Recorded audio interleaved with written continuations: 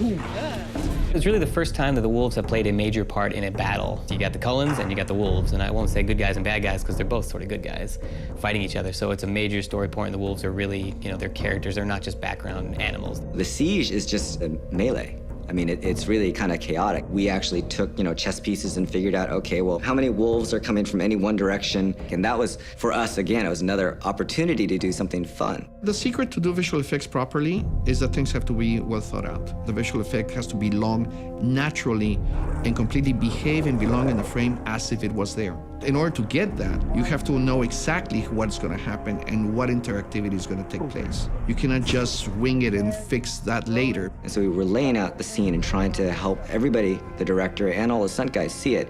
And then meanwhile, the stunt guys are looking at the boards, they're looking at our animatics, and they're actually shooting video footage of themselves doing the stunts. The whole choreography of the fight was very much more complicated because there were so many moving parts of eye lines. It's just like a huge can of worms, a bunch of wolves running in and running out, and people over here, and where does this person go? And we really laid everything out, very carefully with extensive previs.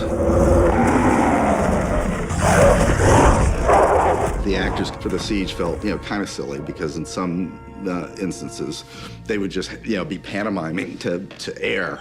To simulate the wolves coming up at us, these wolves aren't exactly the wolves that you'll see in the finished product of the film. These wolves are stuffed beanbags. That's right, we wrestle beanbags. And then the amazing magicians over at the CGI Tech, they turn those beanbags into hairy, ferocious wolves. So I guess the hardest part about shooting these scenes is not laughing the entire time. Because you're like, oh, it's a beanbag, oh, I'm so scared.